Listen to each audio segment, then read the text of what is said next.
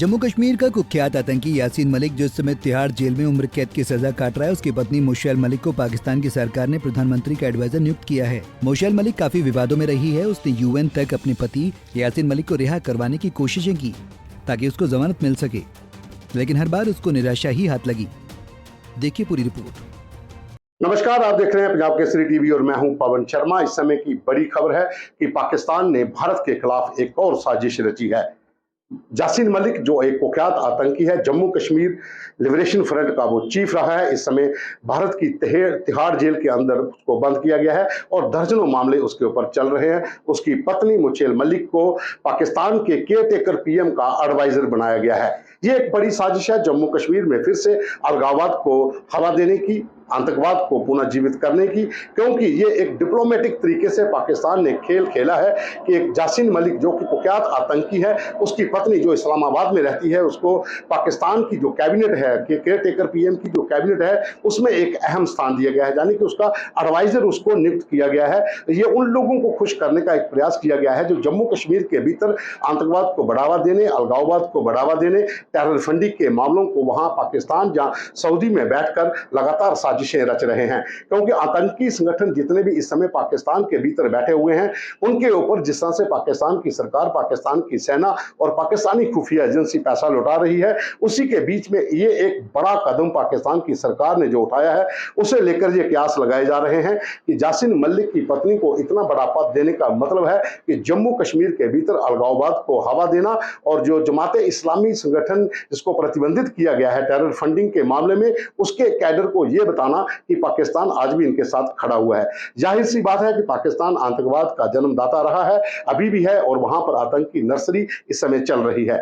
यासीन मलिक की अगर हम बात करते हैं तो यासीन मलिक के ऊपर इस समय दर्जनों केस हैं।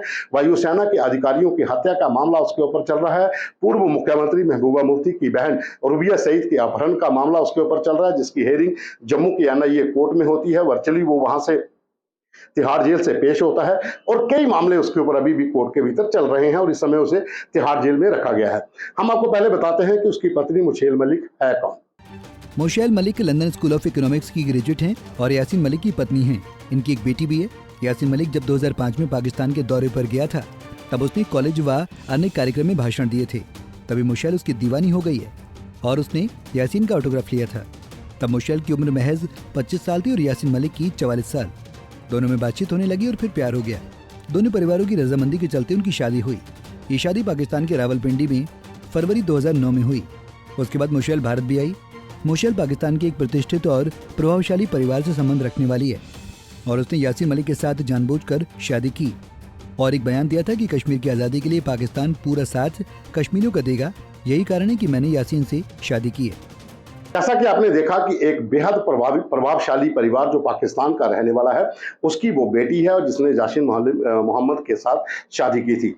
यासीन मलिक के साथ शादी करने के बाद कई बार विवादों में वो रही। उसकी बेटी को जो पाकिस्तान ऑक्युपाइड जम्मू कश्मीर की संसद है उसके भीतर बुलाया जाना और वहां पर उसने भारत के खिलाफ जहर उगला है, अपने बाप को रिहा करने की मांग की है। साथ ही उसकी पत्नी जो है उसने यूएन तक गुहार लगाई थी कि उसके पति को अवैध रूप में जेलों में रखा जा रहा है, जबकि जाहिर है कि कश्मीर के भीतर कश्मीरी पंडितों का पलायन करवाने के लिए जितना अहम रोल यासीन मलिक का था, इतना और किसी का नहीं था। क्योंकि उस समय आतंकवाद की ज्वाला जो थी धधक रही थी और यही वो लोग थे जो टीम को लीड कर रहे थे, जिसमें यासीन मलिक मुख्य रूप में था। जस्टिस वीएन टिक्कू की हत्या हो या फिर दूसरे लोगों की हत्या जो वहां पर कश्मीरी पंडितों की गई, उसमें यासीन मलिक का नाम सामने उभर कर आया था।